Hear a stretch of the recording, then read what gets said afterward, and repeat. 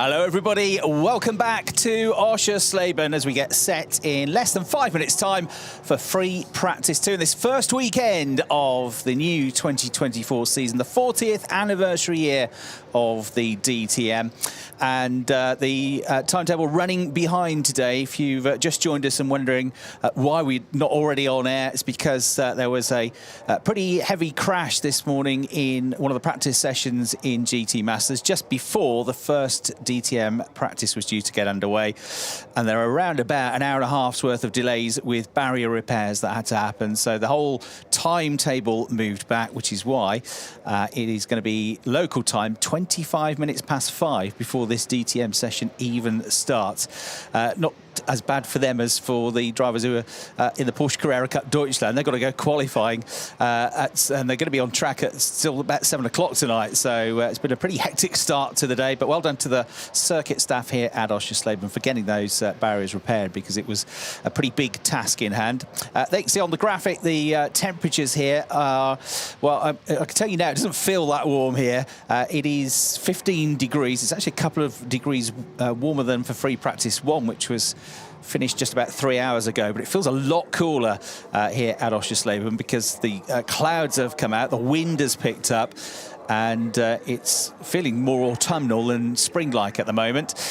So from the previous session, the marshals out there just sweeping up the track, because we've had a few excursions here at Oschersleben, and we certainly saw that in the first free practice session. Several wide and leery moments in that first session of the season amongst the drivers that had a couple of wheels at least off the road. Raj Maini, Marco Wittmann, Kelvin van der Linde had a moment as well, and there were others, and that might be related to the fact we've got these pretty cool temperatures here, and they were struggling to get the cars turned in, a bit of understeer, and the wind not helping at certain parts of the circuit as well. So welcome along, and I hope you've been able to contain your anticipation after what's been more than 6 months away, because it was back in the tail end of October that we last had a DTM weekend at Hockenheim. Double victory there for the driver that became champion for the first time, the first ever Austrian DTM champion, Thomas Breining, and he is amongst the drivers that are back in 2024. In fact, pretty much everybody that was running at the front of the field last year are back again this year. It's got a really high quality field. We've got a couple of additional drivers in, as well as we were talking about in free practice 1. We've also got full-time a new manufacturer on board, with McLaren coming in with the Door Motorsport team, and young 19-year-old Ben Deur is one of the new drivers on the grid, the other being Nicky Thiem, who has had a couple of weekends in DTM a couple of years ago, but this is going to be his first full season. But otherwise, in terms of the drivers, it's largely unchanged. 1 or 2 have switched teams, but it is a high-quality field with all of the front runners from last year back. Mirko Bortolotti, who was second in the championship, Ricardo Feller, who was third in the championship. You've got Sheldon van der Linde looking to regain his 2022 championship title. You've got Marco Wittmann looking to try and win his first title since 2016 and become a 3-time champion. And you've got the driver that's already a 3-time champion, René Rast. The last 3 all in the same team now. The only team running 3 cars being Schubert Motorsport in the BMWs. My name's Chris Hartley then. I'm going to be talking you through this session and all the sessions this weekend, with 20 minutes of qualifying tomorrow morning to set the grid for race 1. The first race of the weekend tomorrow afternoon, and then we did the same again on Sunday. We had a longer 55-minute practice session for free practice 1. That's, as we talked about this morning, or this afternoon it was in the end, with the delays that we had. That's going to be a new feature for this year, a longer first free practice of 55 minutes. But this one is as you were in 2023. This is going to be a 45-minute session. Last chance then for the drivers and teams to set the cars up ready ahead of that qualifying session tomorrow. And given how close it was just in free practice a few hours ago, qualifying should be a nail-biter. Alongside me in the commentary box here, a very nippy and increasingly dark commentary box here at Oschersleben, is Brian Oliver. Brian, good afternoon. We had, what was it, 9/10 of a second covering. How many cars was it in the end? It was more than 10, wasn't it? So I think it was 1.2 seconds covered the lot, and 17 of them were covered by less than a second. Yes, Gareth, good afternoon. Chris, it was an exciting session this morning of the new longer FP1, 55 minutes of it, and lots of drama, lots to talk about. This feels quite different. You've already mentioned the weather and the temperature. I did a double take on the temperature gauge. 15.2 feels more like 5.2 to me. The clouds have come in, and as you say, it's pretty nippy. The wind feels like it's increased, and that is going to affect handling. Drivers need to get out on circuit. This is the last practice session before tomorrow's first qualifying. So lots of work to do in the next 45 minutes. Setups to refine, tyres to scrub in. A big programme for all of these drivers. Absolutely right. So on board with Thomas Preining, we've got 6 drivers with onboard cameras this weekend at Oschersleben, and of course the top 3 from last year's championship are amongst them, including Thomas Preining, your reigning champion, back with the Manthey EMA squad, Olaf Manthey's team. We've had all their many successes in German racing, German motorsport, the Nürburgring, 24 hours and so on, but they then are adding the DTM Championship title to their names last year. And he's got a new teammate this year, somebody who's in his 2nd season now of DTM. Raced for Porsche last year, but has moved across teams with the Team Bernhard squad of multiple Le Mans winner Timo Bernhard, dropping out of this championship, racing elsewhere this season. Ayanjan Guan has moved across and has become the teammate to this man, Thomas Preining. So the Turkish driver, Ayanjan Guan, is his new teammate in the green Porsche, which is run by Manthey and which was driven last year by Dennis Olsen, the Norwegian driver. So should be an interesting combination. That's a very strong driver pairing. This man won 3 races last year. There was a podium last year for the Turkish star, though, who has many years racing in various GTM Porsche championships. He'll be looking to get his teeth really stuck into this season, so we'll see how he gets on. And then you've, as I say, got the 3 champions racing at Schubert, 3 championship titles for René Rast, 2 for Marco Wittmann, and 1 for Sheldon van der Linde. So they've got 6 titles between them. It's worth a mention, actually, to say that most of the teams have 2 cars, and they only have 1 pit lane station, pit box station during the pit stop, so they can't bring both cars in at the same time effectively. But obviously you've got 3 cars.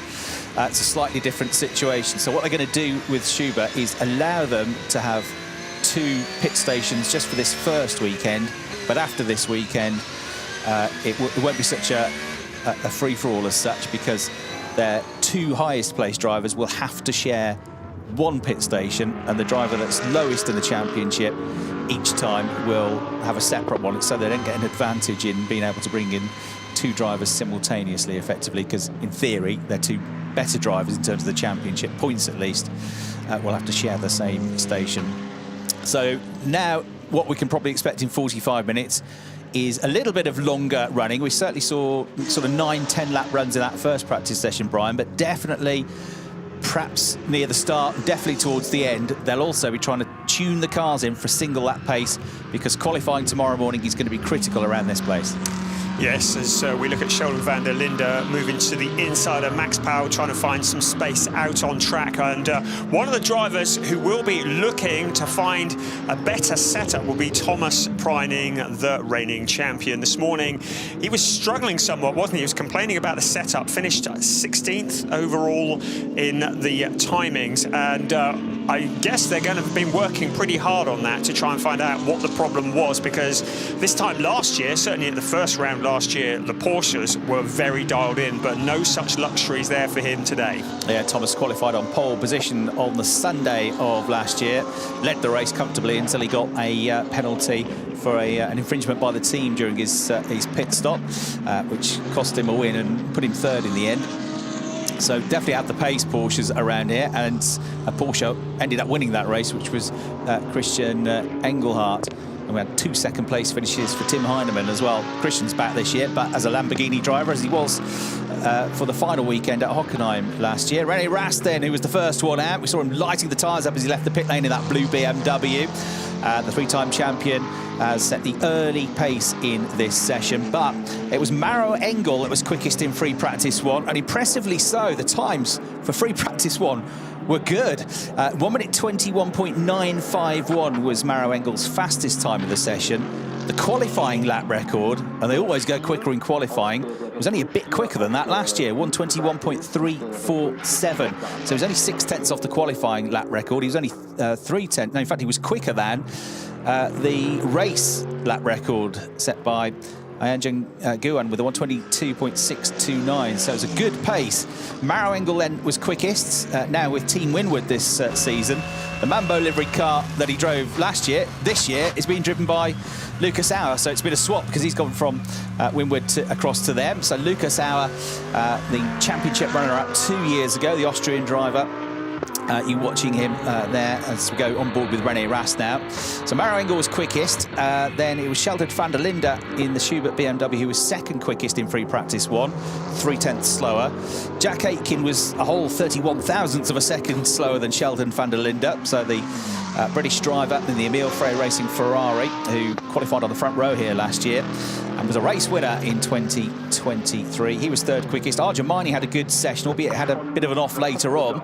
Nothing major, just ran off wide onto the grass. But Arjun Maini, third quickest in the Team HRT Mercedes, former podium finisher, has had a best finish of second in the DTM. And Lucas Stoltz had a nightmare here in testing last year on the Thursday test, where his car got pretty much destroyed.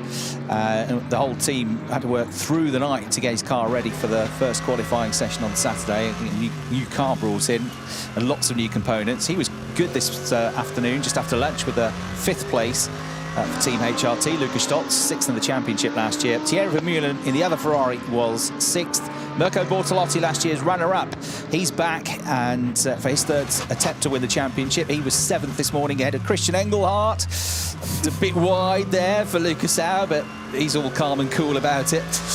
Lucas was 9th, and Ricardo Feller rounded out the top 10 this morning.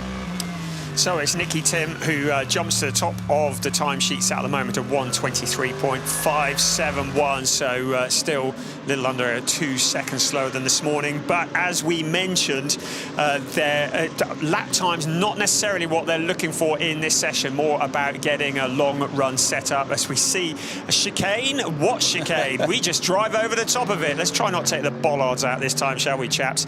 But this circuit, it's a great circuit here at Oschersleben, an unusual circuit, and turn 2, the hotel turn, that's the one that catches them out the most. They're getting a decent line around there, the quickest line around turn 2. We've already seen drivers seeing how hard they can push it, how far they can go to get around that corner quickly, and they see Thierry Vermeulen dealing with the aforementioned turn 2 and out towards Hasseröder, turn 3. That's the corner where we saw Kelvin van der Linde going off this morning as well. But the drivers all exploring the limits of the track so they can extract the final 1,000th in qualifying tomorrow and Sunday. René Rast is on the attack here, isn't he? He's done the absolute best first sector time of a 30.4. The best first sector time we had in free practice 1 was at sub 30 seconds. Maro Engel was quickest in the first and third sectors. He got down to a 29.9, I think it was, in the first sector this first session that we had. But on board with the 3-time champion, René Rast, who finished 5th in the championship last year, his worst finishing position in the DTM. But his first season as a BMW driver, which mustered a first race victory towards the end of the season at the Red Bull Ring. On board with René now, then, who's certainly going to be a factor now, looking to become a 4-time champion. Crosses the line and he goes third behind Nicky Tim and Lucas Auer. Rast in third. Kelvin van der Linde, the South African, has popped himself up to 4th. His teammate in the other Sportsline Audi, Ricardo Feller, is 5th. There's only a 1/10 of a second between them, and Lucas Stoltz is in 6th place. Nicky Tim then in the SSR Performance Lamborghini. He is about to go over the line. Where does this put him to? The top of the times he already was, 1:23.571. That was slightly slower with the 1:23.7. But he's still quicker than most of the others with that lap. So he's pushing on, and these are all definitely qualifying type runs, aren't they, Brian? You can tell from the body language of the cars. I've really enjoyed this morning, or early this afternoon, watching Nicky Tim absolutely hustling that Lamborghini over the curbs, getting it airborne, straight lining the chicanes and doing everything else that he can, really testing the strength of those cars. But a real entertainer already on his return to DTM. Lucas Auer in the yellow Mamba, he's been looking looking solid and dialed in today already. Schubert Motorsport, who we spoke about earlier, of course, they've got 3 cars here, so they have effectively an extra car's worth of data that they're able to pick up on, and that will, you'd think, work to their advantage in trying to find the ideal setup. This was this morning's fastest man, Amaro Engel, in car 130, signalling 130 years, the anniversary for Mercedes. He's out there on track again, and no doubt will be moving further up the timing sheets at the moment in 9th, but looking quicker on this lap. You're completely right what you say about that, definitely being an advantage of having 3 cars in the team, because if you want to try a setup, you could try it on one of their relatively closely matched drivers, all 3 of them. So you can go, right, let's try this, but let's just try it on one of the cars. We'll try something different on the other 2, or vice versa. And you can narrow things down much more quickly. You can run through a scheme much more quickly of, let's try this, let's see if this works. They can all feed back off one another. And also with what we talked about in the first free practice session, if you were watching that, if you weren't, just to say, one of the rule changes this year is they've really hammered down the amount of private testing that you can do once the season begins. So this year, only 5 days of testing away from a race weekend per driver, and they can only do it at 5 different circuits, and each time they can only use 3 sets of tyres, 3 sets of Pirelli tyres. Well, if you've got 3 drivers and they're all driving the same car, for Schubert, you've got effectively 15 days of testing. Most of the other teams have got 10. Yeah. So it's got to be a help, hasn't it? Yes, but they can enjoy it for this year. I wouldn't hold your breath on it having it next year, because I think the sound of things, testing is going to be restricted even more next year. I think they've probably hit the refresh button on the temperature gauge, because it's now showing us 10.6. That's more like That's a bit more realistic. So I think the track is a little bit colder. There is more rubber down. We've had running all day with various classes here. But I'm wondering if the track might be a little bit slower. Not that we're looking for the hot laps in this session, but I'm expecting the track maybe is a little bit slow with these temperatures coming down. It's a bit cooler than it was, track temperature-wise. It was up to nearly 16 degrees 3 hours ago. It's 14.5 now, so not a massive difference. Because it's not just the temperature, it's a living, breathing thing. You've had Porsches going around, you've had GT Masters cars, GT4 cars, they're all laying different rubber down as well. So the track might not feel exactly the same as it did, even if you've got the same setup, the same driver, the same car between sessions. Back on board then with René Rast, also racing in the World Endurance Championship alongside Sheldon van der Linde this year, running in 8th place in BMW Hypercar in the championship this year. So René Rast's amongst the drivers that have got dual campaigns, maybe even more. Spoke to Kelvin van der Linde during the break between the sessions. I said, you've got a busy year, because he's often, 3 different types of car he's racing this year. Lexus in GTs in the World Endurance Championship, DTM, and he said, yeah, definitely busy. He said, I think I might have bitten off a bit more than I can chew. Oh, nonsense. Kelvin van der Linde, he drives in his sleep as well, from what I hear. Someone who was born to be behind the wheel of a car, and all these drivers over the winter will have been getting frustrated. They'd have been on the sims, desperate to get back out on track, and seeing everybody today just around the paddock, everyone's like, oh, thank goodness, we're racing again. Bring it on. Right, look at this, Christian Engelhardt. We didn't see too much of Christian, did we, in the first free practice, but he is a rapid driver. Race winner here last year. His first season, incredibly, his first season of DTM last year. He didn't do the full season in the end either, but he is on a hot lap here and pushing hard in the Lamborghini. So Christian Engelhardt, absolute best in Sector 1, absolute best in Sector 2 as well. The final sector is the slightly shorter sector. Sector 1 takes in turns 1, 2 and 3. Sector 2 takes in turns 4 to 10, and then ends down the back straight, and it's just the final 4 turns at the end of the lap, which takes about 23 seconds. And there you go to the top of the times for Christian Engelhardt, 1:22.875. He's a full 7/10 of a second quicker than Nicky Tim, who's in the pits now. Third, and also in the pits, is Lucas Auer. René Rast is top BMW in 4th. Lucas Stoltz and Maro Engel are next up. So you've got 3 Mercedes in the top 6. Mirko Bortolotti in 7th place. Ricardo Feller, Kelvin van der Linde, they're both in the pits with their new livery on the cars, because at the end of last year it was announced that Red Bull are becoming a partner of AB Sportsline as they have been very successfully so in previous years.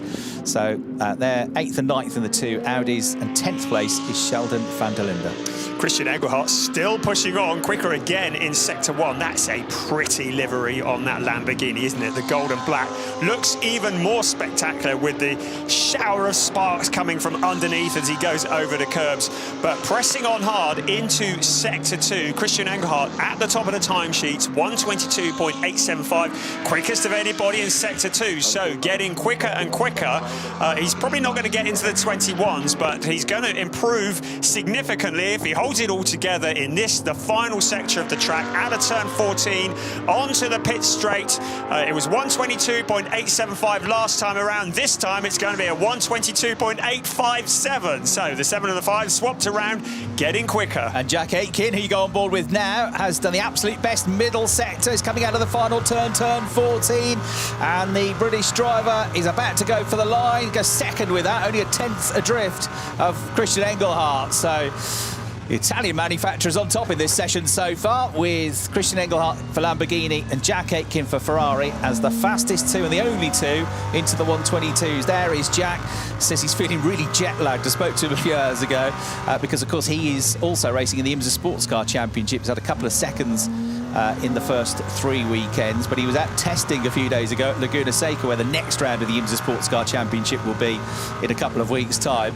And the jet lag, he said, has really hit me, so he'll need a good night's sleep tonight. He looks wide-eyed in the car, though, doesn't he? Absolutely on it is Jack Aitken. That's caffeine. That's caffeine. And adrenaline. What a mix. What a heady mix. Well, he's done his personal best first sector. So here we go on board. Then look at that as he attacks the chicane. Absolutely fantastic in the Ferrari. Out through turn 10 on the back straight. He'll now push up to 5th gear. Oh, something in his eye blinks. I thought he'd nodded off. That's the first time he blinked, I think, for the whole lap. Into the right-hander at the end of Sector 2 he goes, through 11, through 12, third gear corners, over the curbs, bit wide, bit ragged. And he's backed off, hasn't he? Yeah, that was a bit wild and leery at the end. He's wide-eyed.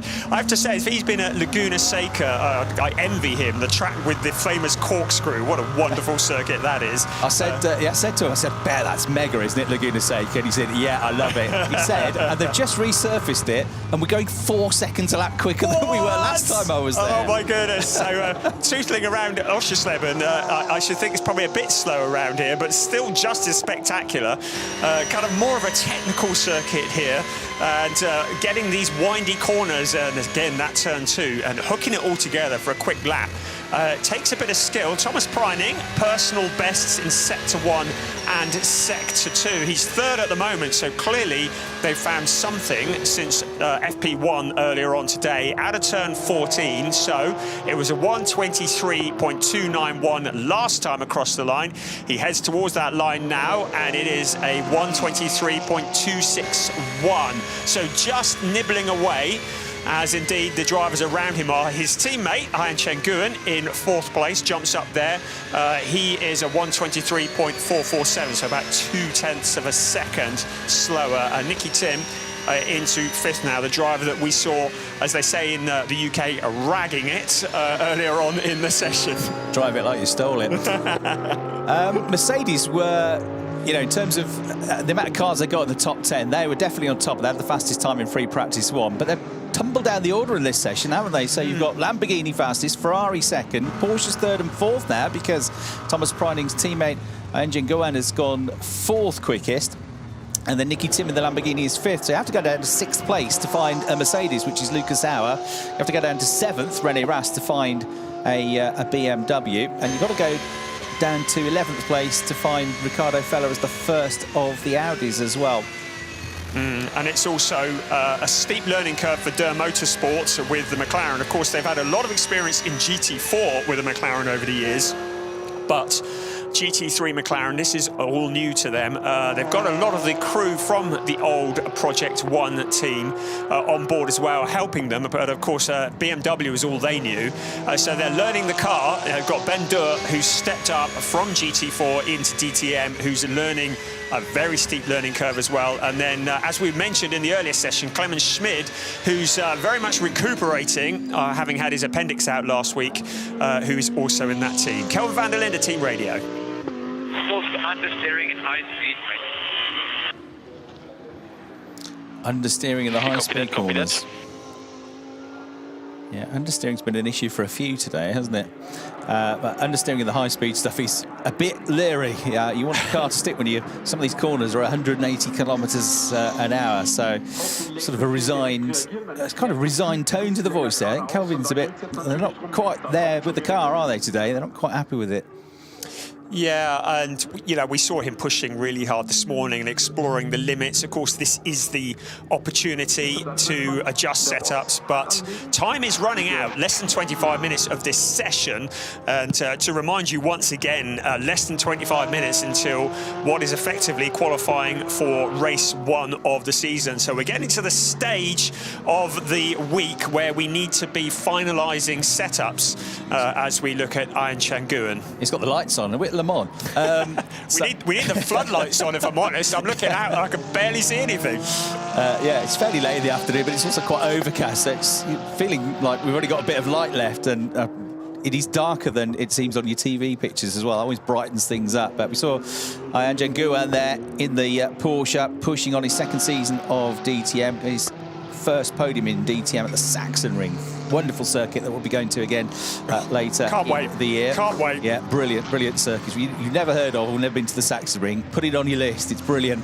Here is Marco Wittmann, and Marco is long overdue a crack at some race victories and B, the championship. He's had cars that have struggled for the last few years, but he's a very talented driver. You don't win 2 DTM titles for nothing, so he's in tune, but he'll go well this year. There's Ian Changuen, then the Turkish driver. Comes from Istanbul, 15th in the championship last year. He did get involved in a crash, which was none of his own doing at the Nürburgring. Missed the next stage race as well, and had some bad luck along the way, but also showed what he could do along the way. So he'll be up there. Has raced in Porsches for many years in Porsche Carrera Cup championships around the world, including a couple of seasons in the Porsche Super Cup, the very top level of international Porsche racing. He was runner-up in that championship in 2021, and he was the Porsche Carrera Cup French champion back in 2019 and in 2018. So there he is in that green car, just running one rear wheel over the curbs there. Brake lights come on, and negotiates the next turn. There he goes, working his way through now. What was his best lap time? A 1:23.2, which was set last time around, and that has got him to within 1/10 of a second of his teammate. His teammate's the champion, so that is not bad going at all for driver in the number 90 car. Goes into turn 7 now, works his way through there, comes back on himself. The chicane coming up next. This is great. Right then left, attacking those 2 corners, going about 180 kilometres an hour, your 4th gear, and you keep your foot buried then out through the almost right angled corner that leads onto this back straight. Slight uphill climb then as you go towards the end of the 2nd sector. It's personal best in that sector as well. Right then a left through there, and up out of turn 12 into turn 13. Very slight climb up to that corner, a bit more of a steeper climb, but it's only gradual really up into this final corner, turn 14. Down to 2nd gear, less than 100 kilometres an hour through there. Stamp on the gas, sprint for the line. It's going to be his best lap of the session, surely. Where will it put him? Stays 4th. So Ian Changuen with a 1:23.196. He managed to shave off around about 30 thousandths of a second, so it's a fraction quicker. What this has shown us, Brian, a couple of Thomas Priding, Ian Changuen, certainly those 2 drivers have put 2 consecutively good laps in, which could be important for qualifying tomorrow. You might get 2 lap runs in qualifying. Yes, we saw it with Christian Engelhardt as well, didn't we? Getting a couple of quick laps out of those tyres. You said left-right at the chicane. I don't remember seeing him turning left or right. There he is, going slow-mo across, sparks going everywhere. One driver who's only done 1 lap so far is Clemens Schmid, so he's still in the pits at the moment. Luca Engsler in 19th place. We haven't seen much of him either.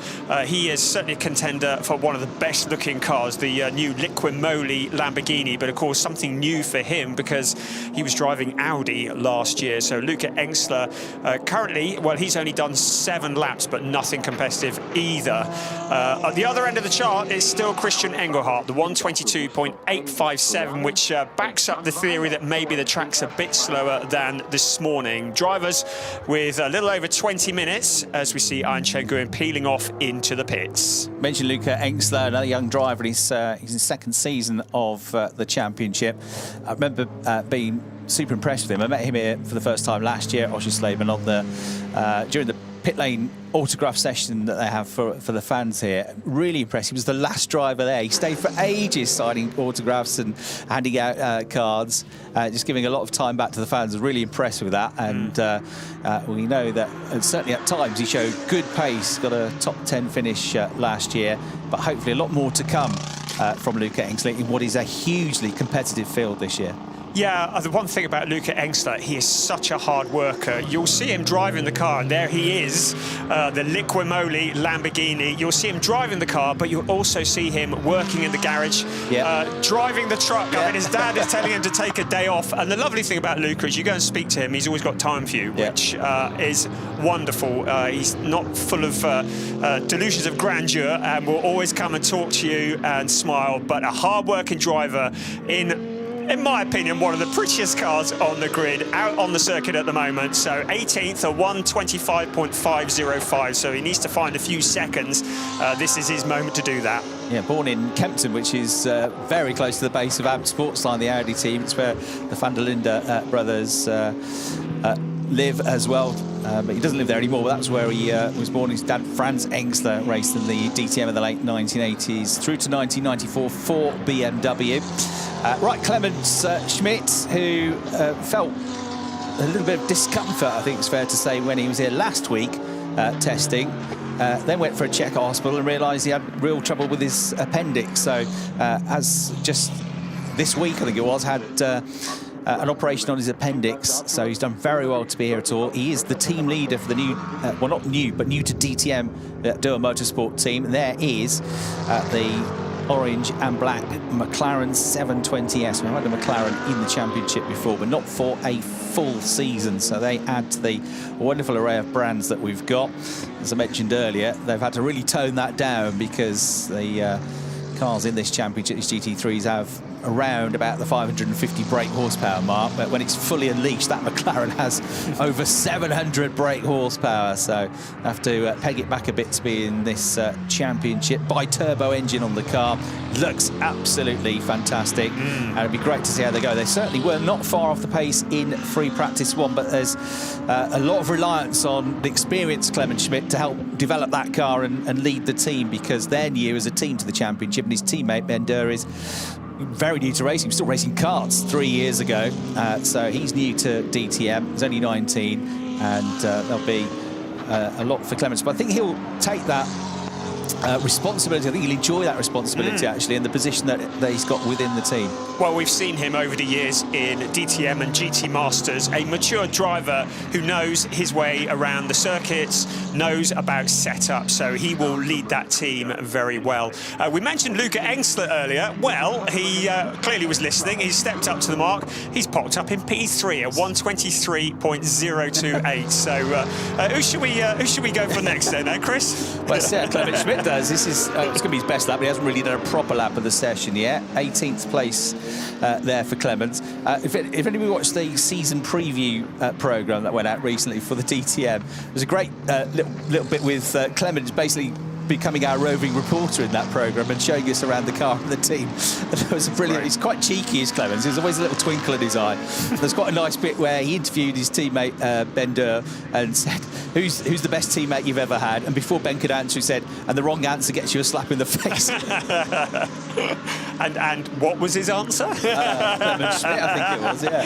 Oh, he avoided the slap in the face. There's a great shot there from our drone, working their way through the first few corners.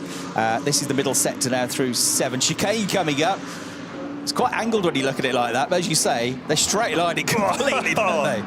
Yeah, it tests the suspension on these things. It's a great sales pitch. I mean, you know McLaren's going to stand up if you curb it, don't you? There is Luca Engstler. He's still chonking around, a personal best in Sector 1, not in Sector 2, but yeah, that wasn't a spectacular lap, clearly in the latter part, but he's there or thereabouts, isn't he? Just behind Jack Aitken and ahead of the reigning champion, Thomas Preining. Sparks trailing from the Lamborghini team Liquimoli car, run by Gottfried Grasser's team, the Austrian, for GRT, the Grasser Racing team. 7th place, his best finish last year at the Nürburgring, but he did score 5 point-scoring finishes as well.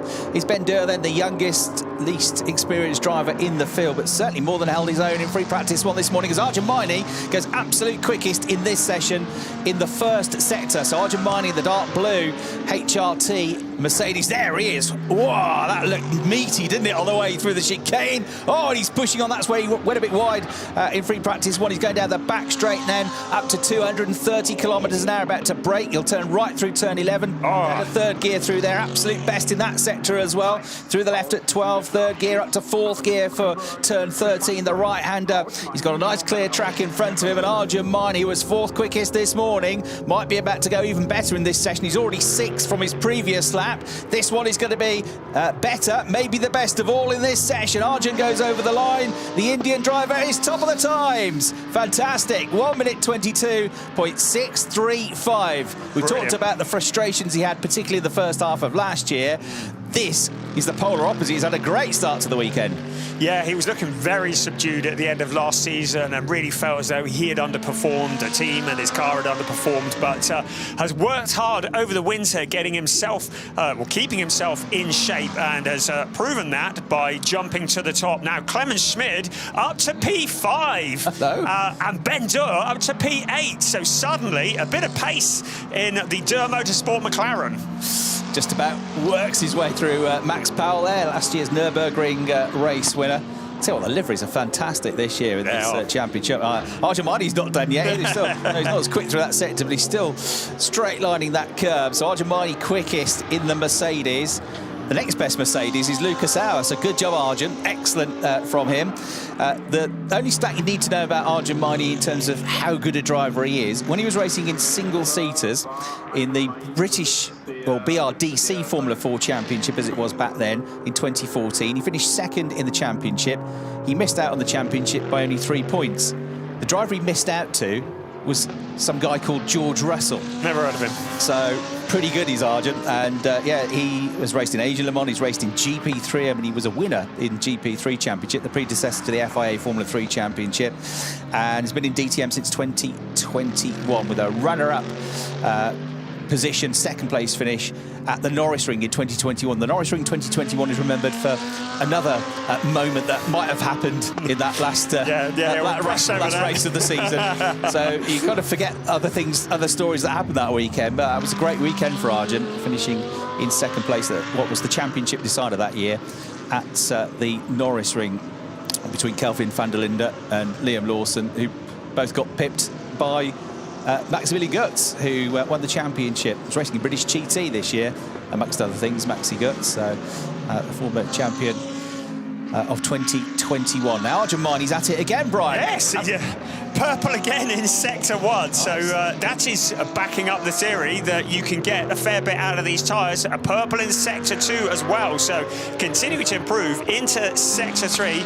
Arjun Maini holding it all together. So he's up in towards turn 13 at the moment, just off camera. But we're going to see him come screeching round this corner any second now. Here he comes out across the line. It's a 122.635 last time around. This time it's a 122.538. So he goes even quicker. Bet he wishes this was qualifying. If he could do this tomorrow, that would be mega, won't it? So Arjun Maini flying. I know it's only free practice. I know we don't know what everybody's doing at the moment, but he's had good pace in 2 free practice sessions now, and that does bode well for tomorrow for Arjun. His best ever qualifying was 3rd on the grid at the Red Bull Ring and at Hockenheim in 2021. Although at Hockenheim he then got a 5-place grid penalty. So Arjun Maini throw his name into the hat for a potential pole position tomorrow. 122.538 puts him 0.3 quicker than Christian Engelhardt. 3rd and 4th are in the pits at the moment. Luca Engstler and Jack Aitken. Clemens Schmid, as you say, really impressive in 5th place. Should have the appendix operation more often. Or maybe not. It doesn't sound good, does it? Thomas Priding 6th. Ayanjan Guan, his teammate, in 7th. Kelvin van der Linde has just popped up to 8th. He's another improver. Ben Durr, impressive in 9th, and Nicky Tim rounding out the top 10. We haven't seen a great deal from Thierry Vermeulen. He was in the top 6 in free practice one. How many laps has he done? He's done enough laps. He just hasn't shown too much pace yet. The one that's done the least laps so far is Nicky Tim. We saw him early on. He's only done 11. Actually, only 8 laps for Clemens Schmid. He was out pretty late, wasn't he? But most of them have done 15, 16 laps. One of them's been pounding around a lot. We haven't really seen him on the pictures, but 20 laps completed by Mirko Bortolotti before he went into the pits. Not all in one go, but he's been busy. He's just popped out of the pits now, so let's see what he can do. He's back in 15th place as Lucas Auer has gone second. We've got Mercedes 1-2. Having said they were dropping down the order about 10 minutes ago, they're back to the top now.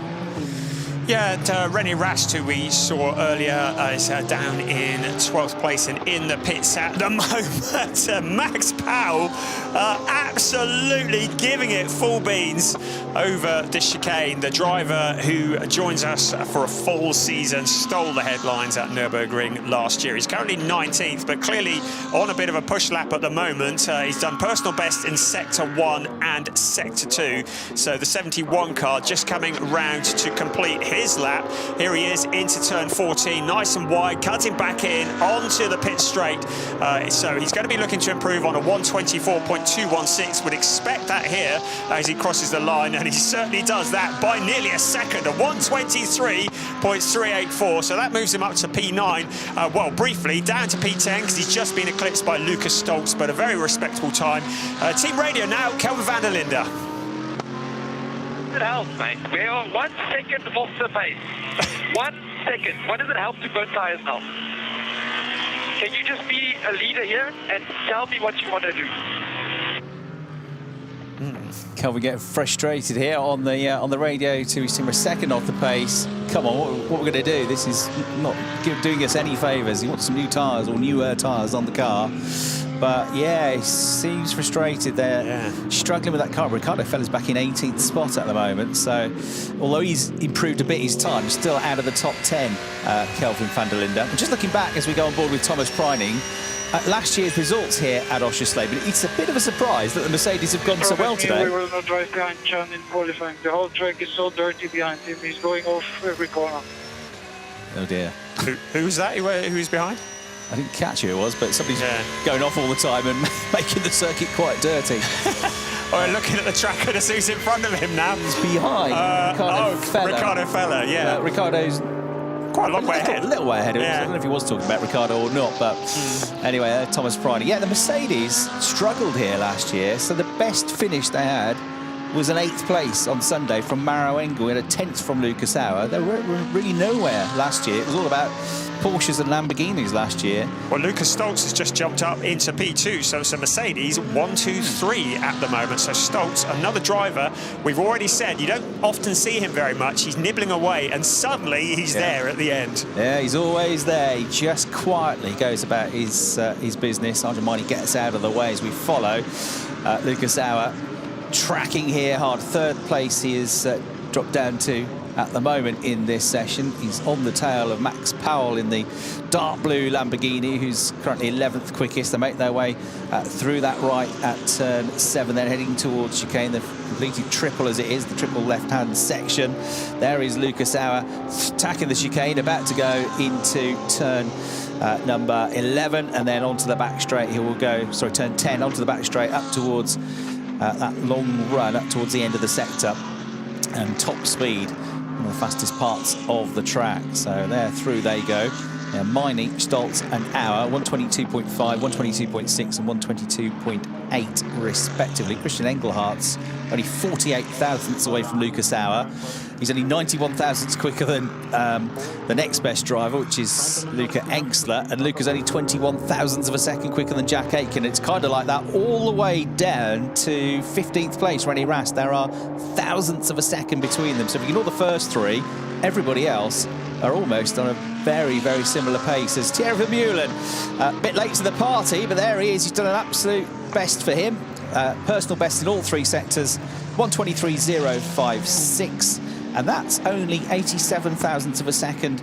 That is much more experienced teammate Jack Aitken. So, as I said earlier on in free practice 1, for me, the most improved driver of last year. We really did put some good performances in qualifying and in the race as it went on the season last year, and there's no reason why he can't continue that on now. He's only 21 years of age, and it's not just his age, it's the fact he hasn't done loads of racing like some of the other drivers. We would have started karting when they were 7 or 8 years of age. He hasn't done that really. He started out in Porsches as his first major championship. That was only in 2020, it's only 4 years ago. Porsche Benelux champion. Of course, he has a very interesting driver coach.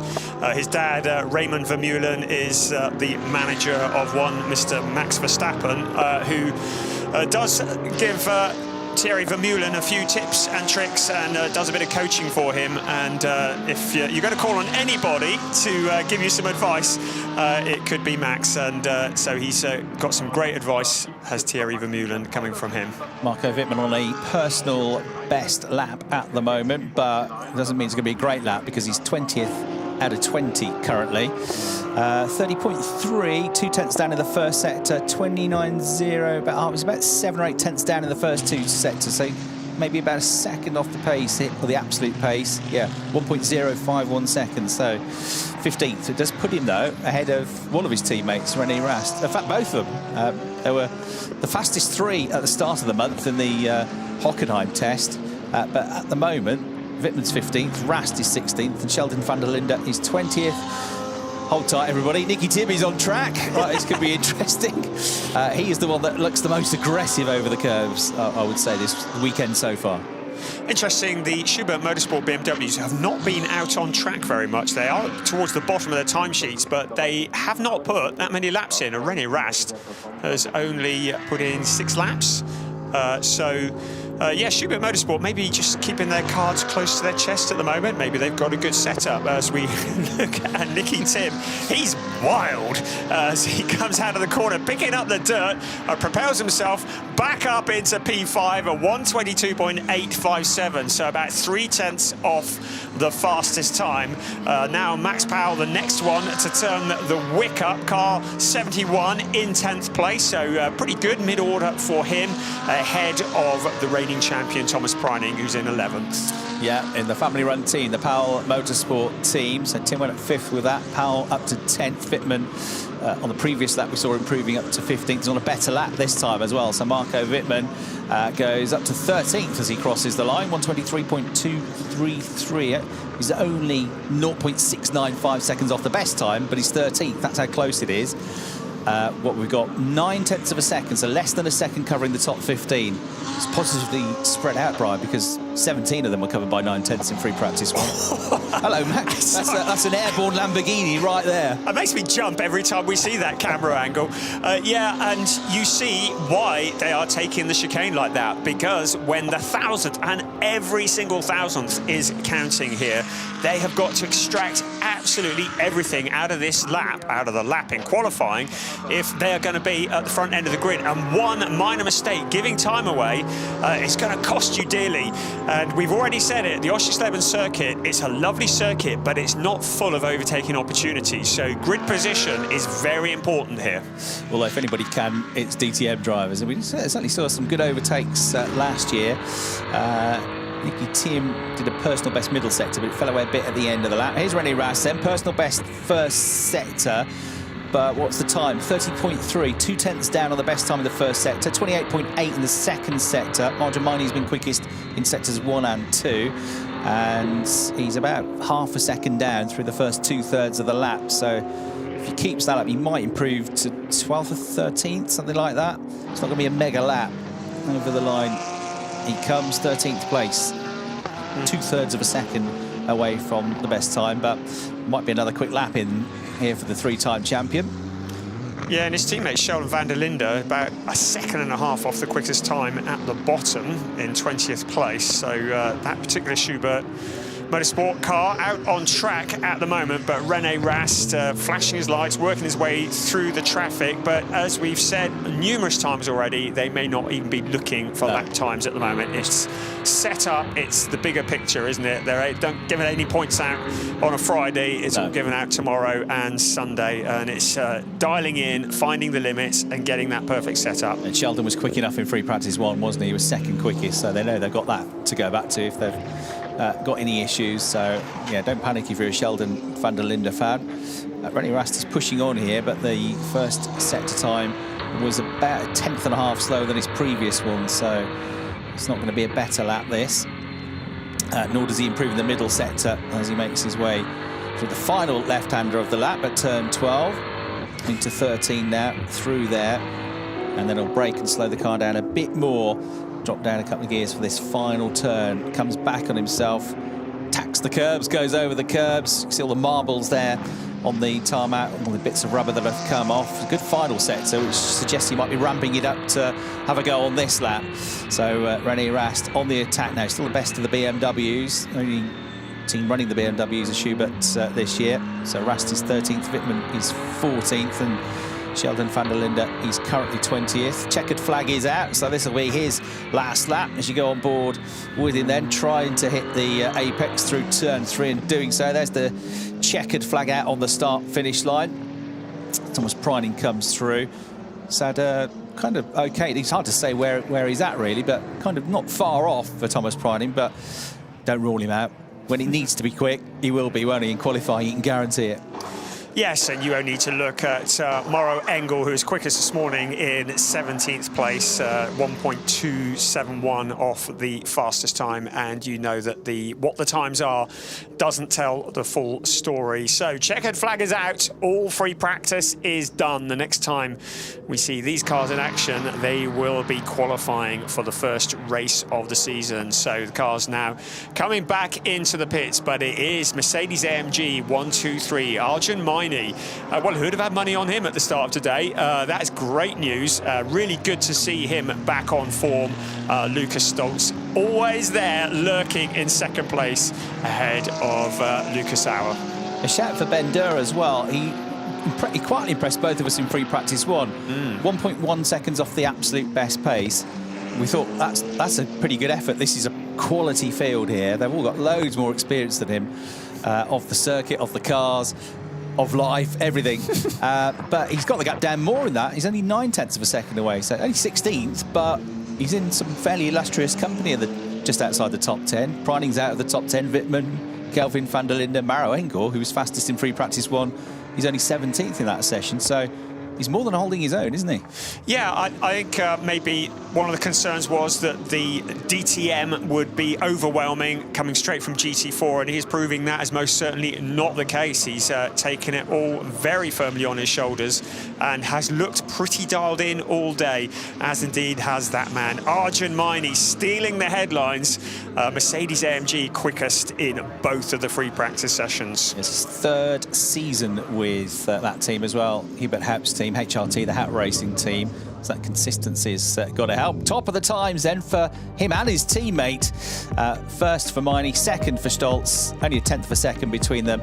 And Lucas Auer makes it a 1-2-3 for what's been a very good day for Mercedes. Christian Engelhardt in the Lamborghini, a winner here last year, 4th. Nicky Tim in his first full season of DTM. In the SSR Performance Lamborghini, 5th. Luca Enxler, another Lamborghini, up there in 6th place. Great effort by him. Jack Aitken in the Ferrari, 7th. René Rast, 8th. And then Thierry Vermeulen, Christian and Clement Schmidt, 9th and 10th. Maximilian Powell just outside the top 10, ahead of the 2 Manthey EMA Porsches of Thomas Preining and Ayan Gowan. Marco Wittmann was late to get going, but moved up to 14th in the end, a frustrated sounding Kelvin van der Linde was 15th, ahead of Durr, Engel, Bortolotti, Feller, and Sheldon van der Linde. That is then free practice complete for the day. Next up, we go qualifying tomorrow morning, the first 20-minute qualifying session of the year. That gets underway at 9:55 tomorrow morning. So 9:55 here tomorrow morning, and the first race of the season, as is usually the case, will hit the road running at 1:30 tomorrow afternoon. We'll do it all again on Sunday. So I hope you've enjoyed our coverage from Brian Oliver and me, Chris Hartley. Thanks for watching. Thanks for listening. See you again tomorrow. Bye for now.